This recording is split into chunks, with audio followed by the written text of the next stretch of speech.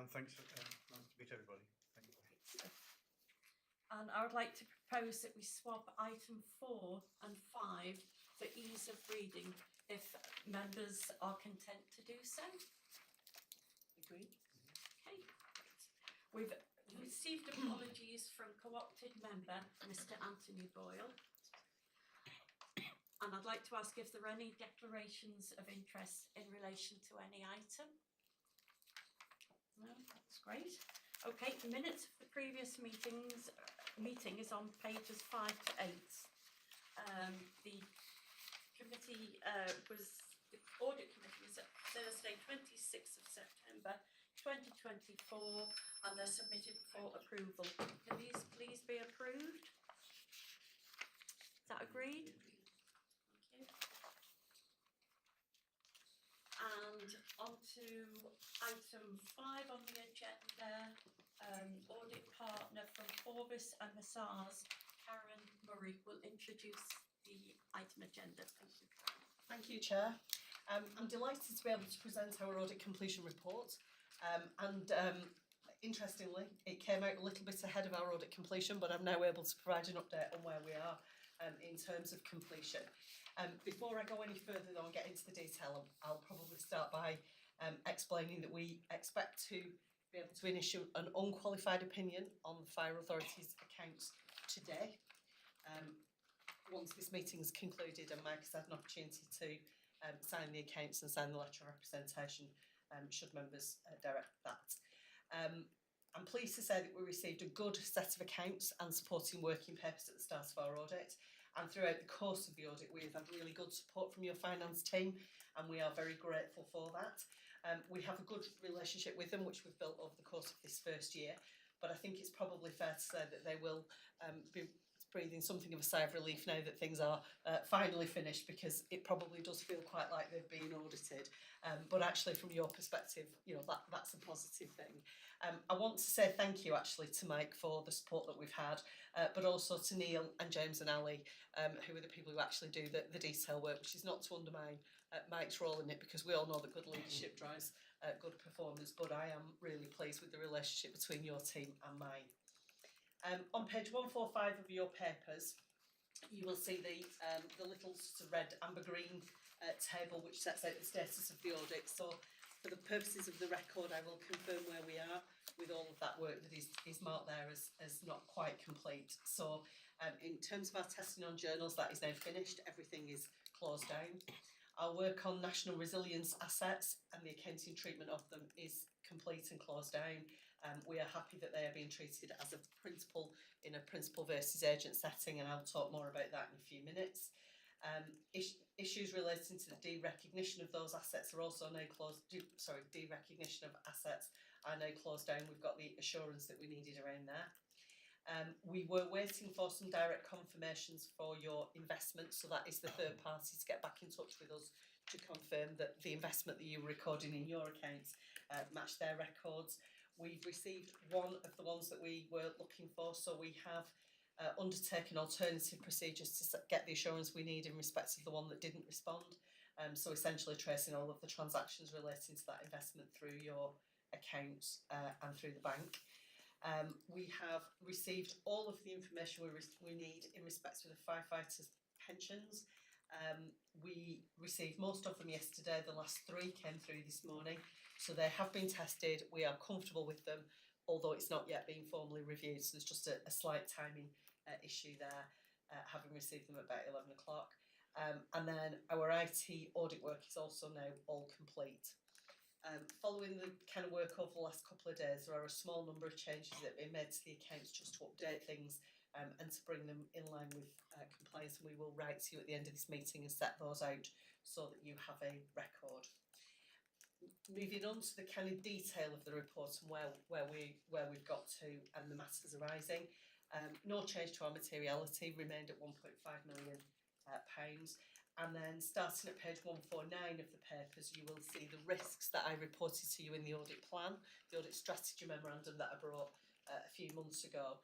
And I can just confirm for you that we've got the assurance that we need now.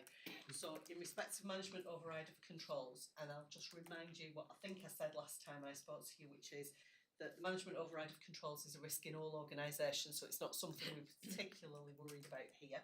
It's something we follow up on everywhere and test for everywhere, because obviously the actions that management take can drive the financial outcomes, so the way that they calculate estimates or the journals that they post or whatever can lead to particular outcomes.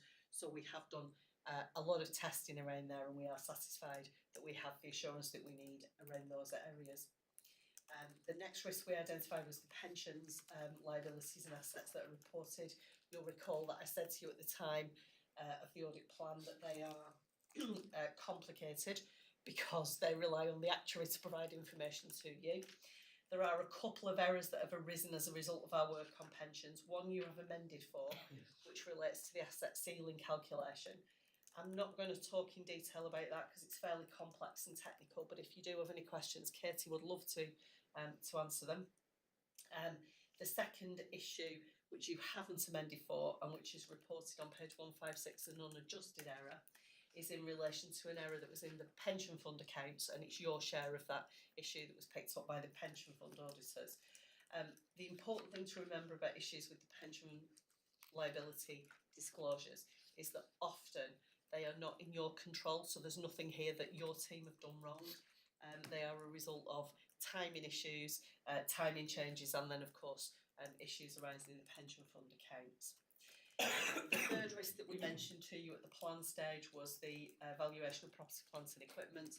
I think what we told you then is very large values, you're reliant on valuers to give you information to support your accounts.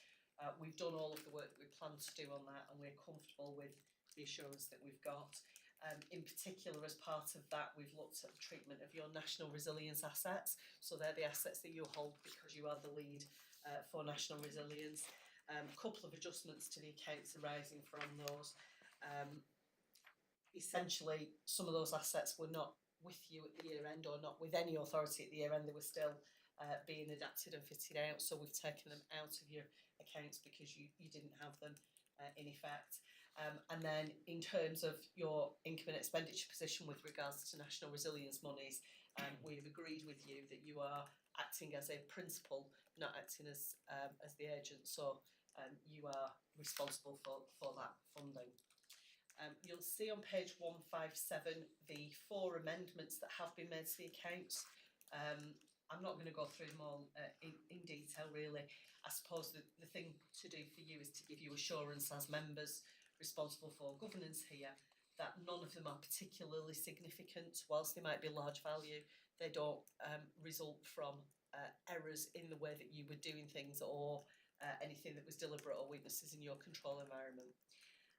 One of them is in fact also a prior period adjustment because the treatment of grants received in advance, you had included them within your creditors balance and they should be separately categorised, so we've adjusted for that as well. So that's all I'm going to say on the accounts, but I do want to just pick up next, if I may, on value for money. We have completed our work on value for money and provided you with our commentary.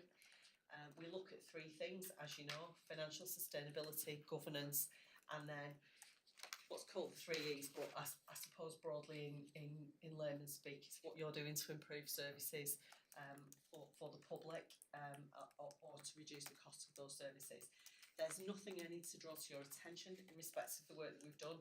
We haven't identified any significant weaknesses in your arrangements, which is a positive thing.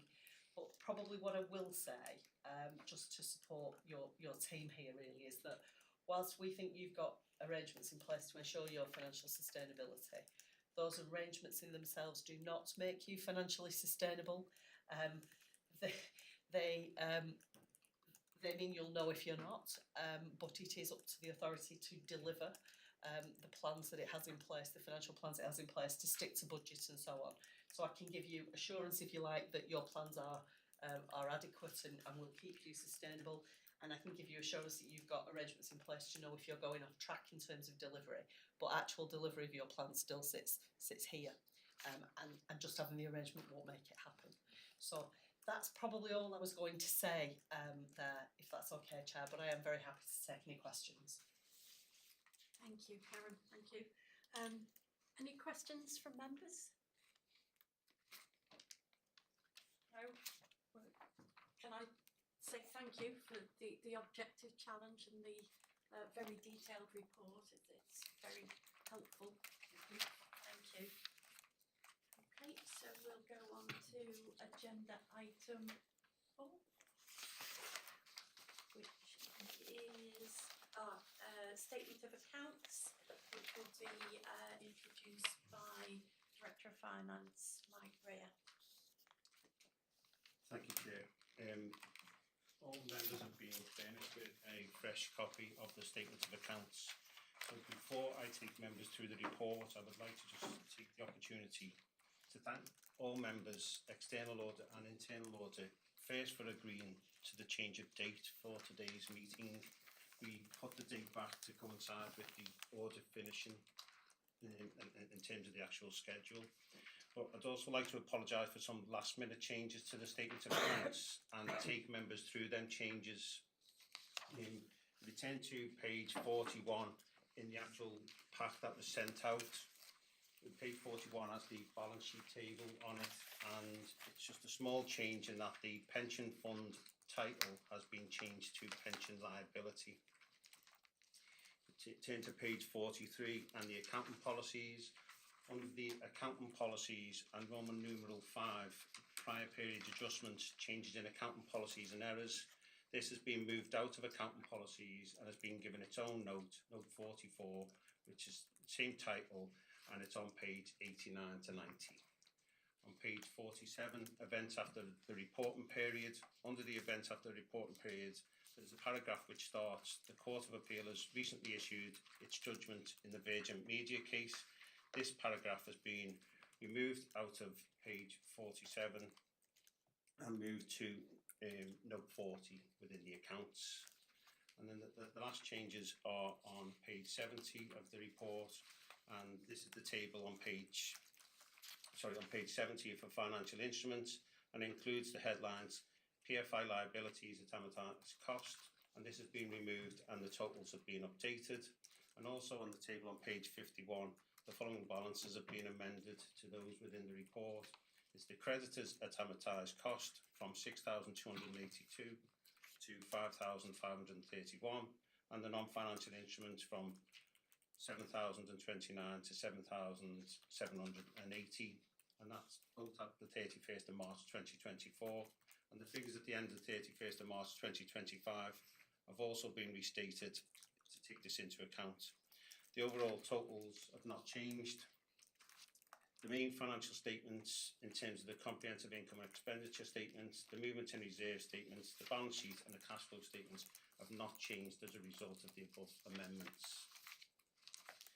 Just go now to the actual statements of accounts. And in terms of the actual report itself, the authority is required to prepare a set of annual financial statements in a format that is set out on the relevant accounting codes and standards, which must be approved and signed off for publication by the authority. The purpose of this report is to present to members the authority's 23-24 audited statement of accounts, which is now, we're approving the new set of accounts that have been given to members today, and that includes all the relevant financial statements in the required format. The published statements of accounts must include a certificate or opinion entered by the external auditor Forfis Mazars on whether the statements give a true and fair view of the financial position of the authority and have been prepared in accordance with the relevant code of practice. Paragraphs 10 to 25 on pages 11 to 16 of the report provides members with the background of the 4 core financial statements in Appendix A, and summarises the 23-24 movements in the statements and explains any significant changes from the previous year's figures. Paragraph 20 outlines the balance sheet movements between 22-23 and 23-24 and the movements on the authority's assets and liabilities. The code and regulations require a number of notional accounting entries and adjustments that are significant in value to be included in the statement of accounts, such as the depreciation charge. They are notional in nature, so that they do not form part of the costs that must be funded by the authority's approved general fund budget. The table on page 12 outlines how the 23-24 general fund outturn position finished. As per paragraph 7 of the report, the budgeted outturn position has not changed to that was reported to Policy and Resources Committee in July. The report recommends members approve for publication the 23-24 audited statement of accounts and authorise the Chair of Audit Committee and the Director of Finance and Procurement as the Section 151 officer to sign the accounts for publication, which the set of accounts that were given to members at the start of the meeting. Attached as Appendix B to the report is the authority's letter of representation, and the letter sets out the assurances from the authority to the auditor that relevant accounting standards have been complied with, and gives assurances that the authority has disclosed all the relevant information to support the financial statements. The report recommends that members delegate authority to the Director of Finance and Procurement to sign the letter of representation in relation to the 23-24 statement of accounts. I'd like to take the opportunity to concur with Karen, and just for members' knowledge, the accounting team this year is a new team due to a number of retirements. They've all adopted new roles, so it's really pleasing to see that we've been given an unqualified opinion on the accounts, but also thank the external auditors, and in particular Katie, who it was really good because she did keep in touch with us while she was away on leave. Thank you, Katie. Happy to take any questions, Chair. Lovely, thank you very much for that, Mike. Are there any questions? Statement of accounts? Can I just ask one, Mike? It's more for clarity, not about the actual statements. It was on page 37 of the original, and it comes up several times about the local government pension scheme, and it's the second paragraph under the title balance sheet financial position.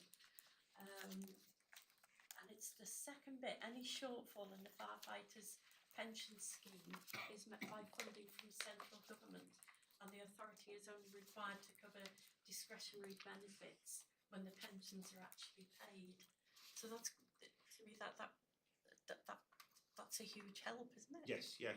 So I just want to make sure I was reading it correctly. Yeah, definitely. So you go back a number of years ago, and Mike, as far as 2006, the actual pension scheme was all funded by the authority. So you would have had individual employee contributions, the employer's contributions, and out of that you would have had to pay your pensions and your commutation across numerous areas within the public sector, but definitely fire.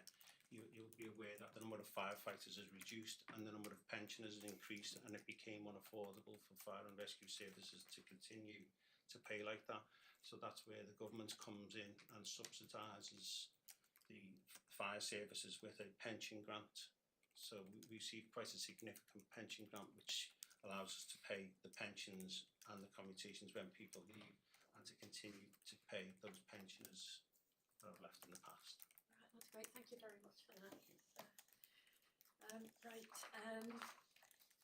Can we, apart from the recommendations as set out on page 9 of the agenda, the statement of accounts, can we also agree that the updated statement of accounts explained by Officer Mike Rea are to be reflected in the publicised statement of accounts alongside the other recommendations? Is anybody happy to second that? Thank you, Barbara. Are we all agreed? Agreed. Thank you very much. Okay, on to item 6. Apologies, Chair. Can I just confirm that all the recommendations for agenda item 4 are now agreed, please? And just for my own notes, in terms of agenda item 5, the audit completion report, can I just, is that to reaffirm that that report was noted? Yes. Thank you. On to item 6, internal audit progress report, April to January 2025. Back to Mike Rea. Thank you. Thank you, Chair. The purpose of this report is to update members on the progress of the 24-25 internal audit plan that was approved by Audit Committee in June. The progress report is attached as Appendix B. 3 audits have been completed up to January 2025, 1 from the 24-25 plan and 2 from the previous year's audit plan that were not finalised at the time of the annual audit opinion in September 2024. The remaining audit work has commenced and will be completed as planned in Q4, and this allows internal audit to review how systems and controls have operated over the majority of the financial year. The year-end internal audit plan report will come to members for consideration in May.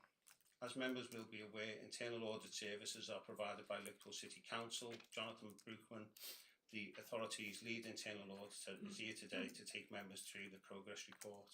Over to you, John. Thank you.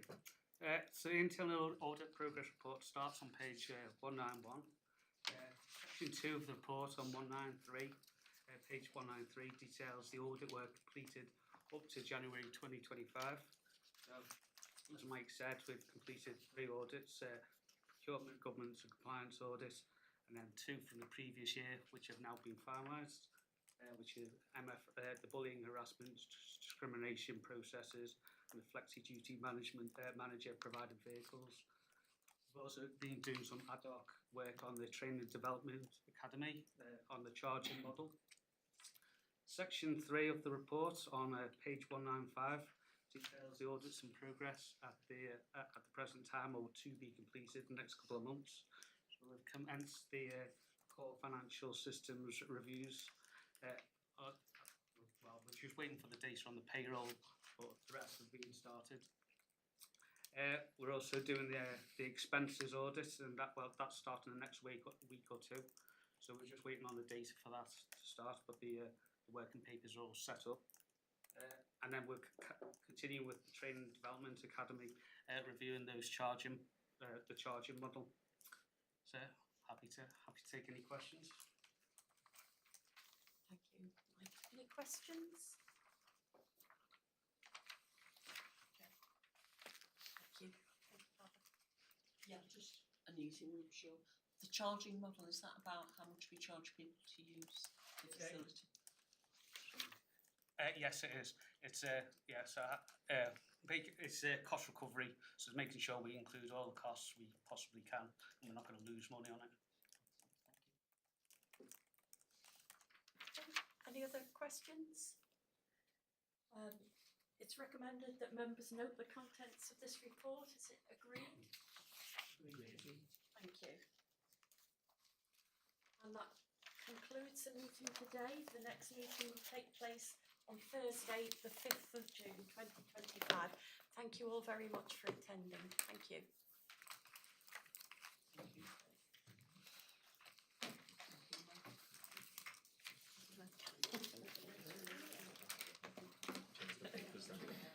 Oh, goodness, what's that say? It's a bit different.